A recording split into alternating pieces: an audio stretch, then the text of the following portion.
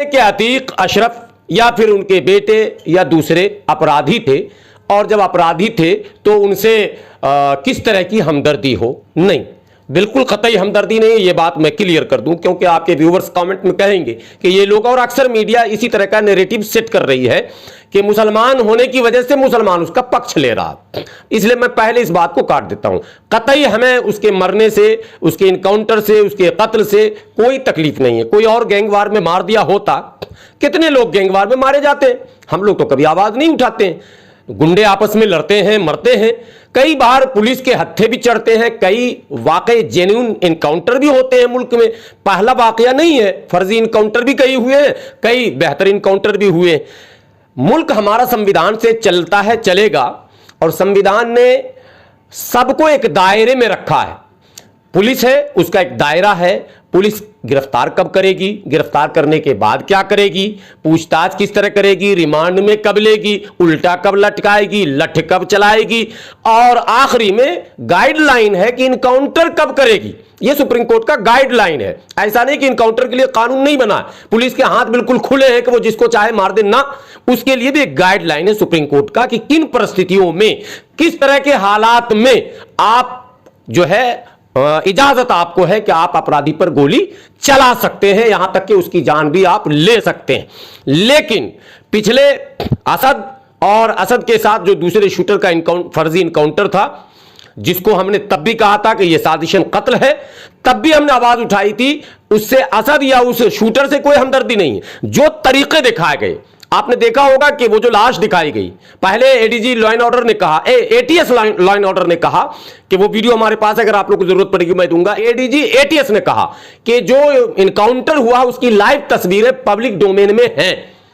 Live तस्वीर तो कहीं मिली नहीं आज तक। तस्वीर वही मिली कि वो लेटा हुआ है, जो शक्तिमान एक चलता था सीरियल, उसमें बम फोड़ता था और सबको लेटा देता था। वो लेटा हुआ, उसके हाथ में गन भी है, उसके कपड़े बिल्कुल जो लॉन्ड्री से आते हैं जैसे वैसे कपड़े पहने हुए हैं, टोपी भी पहने हुए। तो ये एक मूर्ख आदमी, बेवकूफ आदमी भी इस बात को कभी भी यकीन नहीं करेगा कि ऐसा कैसे इनकाउंटर होगा कि जब हम 36 गोली 20 गोली किसी को मार रहे हैं सीने में, एक गोली तो छोड़िए, अगर आपको एक कांटा भी बदन में चुभता है तो इंसान आह करके पूरा बदन उसका कांप जाता है, और उसके बॉडी लैंग्वेज को उस वक्त आप अगर कैमरे में शूट करेंगे तो वो परेशान रहेगा। उसके चेहरे से चश्मा, घड़ी, मोबाइल और फोन, मतलब वो सारी चीजें अपनी जगह से बेजगह हो जाएंगी सिर्फ कांटा चुभने पर। और किसी के बदन में इतनी गोली उतार दी जाए और वो साफ सुथरा कपड़ा पहनकर, टोपी पहनकर, एकदम जैसे लग रहा मस्जिद से नमाज पढ़ के आ रहा हो। यह तस्वीर देखी गई है, आप लोगों ने भी देखी, जो पब्लिक डोमेन में। इसलिए उस इनकाउंटर को हम फर्जी इनकाउंटर, फेक इनकाउंटर कह ही रहे थे कि अचानक रात जो है फिर एक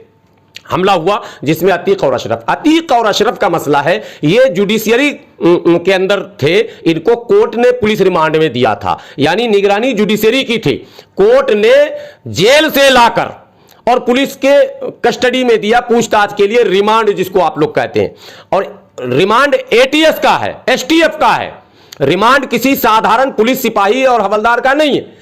एसटीएफ और एटीएस की निगरानी में रात भर उसको घुमाया गया है। 9 बजे एक तस्वीर आई, 9:30 बजे, कि उसको जंगल जंगल घुमाया जा रहा, और अचानक खबर आती है कि उसकी हत्या होती है। सवाल नंबर 1 कि हत्यारा आकर उस पर गोली चलाता है, पुलिस को गोली क्यों नहीं लगी?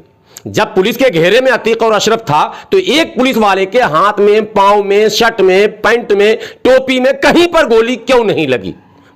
हाँ, सवाल नंबर 1। सवाल नंबर 2, उन तीनों हत्यारों में से किसी एक का भी इनकाउंटर पुलिस ने क्यों नहीं किया जवाब में? इसका मतलब क्या निकाला जाएगा? सवाल नंबर 3 कि हत्या के बाद जय श्री राम के नारे क्यों लगाए गए? क्या पैगाम देना चाहती है यूपी सरकार? क्या संदेश देना चाहती है यूपी सरकार? ये मुद्दा असल है। इससे बड़ा एक मुद्दा है कि इस हत्या के बाद लखनऊ, कानपुर और उत्तर प्रदेश के कई शहरों से जश्न मनाने की तस्वीरें आई हैं।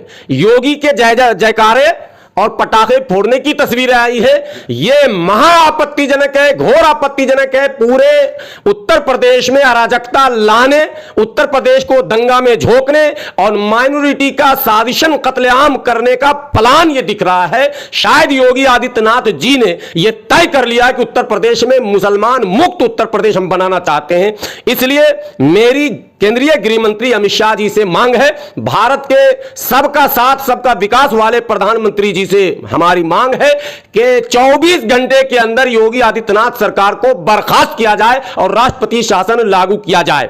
यदि ऐसा नहीं होता है तो भारत का मुसलमान ये मानेगा और भारत का संविधानवादी ये मानेगा, भारत का अंबेडकरवादी ये मानेगा कि इस कथित मुस्लिम मुक्त उत्तर प्रदेश के बनाने में और संविधान की धज्जी उड़ाने में और मनुस्मृति को अप्रत्यक्ष रूप से लागू करने में न केवल योगी आदित्यनाथ शामिल है बल्कि केंद्र भी पूरी तरह से शामिल है, यह माना जाएगा अगर 24 घंटे के अंदर सरकार को बर्खास्त नहीं किया गया, राष्ट्रपति शासन नहीं लगाया गया तो।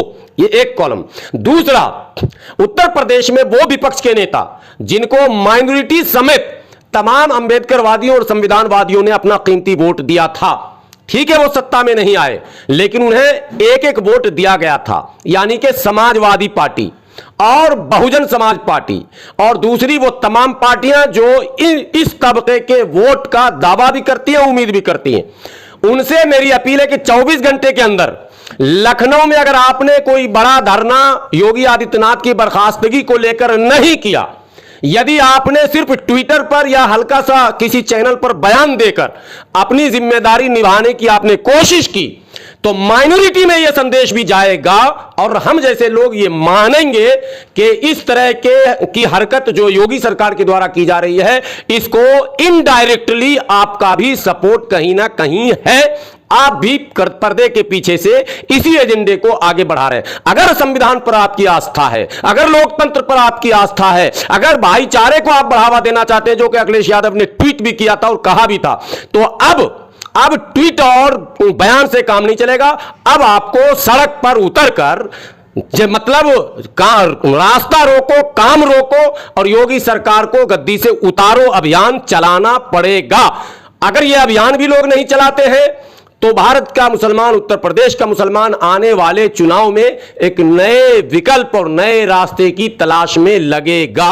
बस इतनी सी बात कहने के लिए आप लोगों को यहां मैंने बुलाया।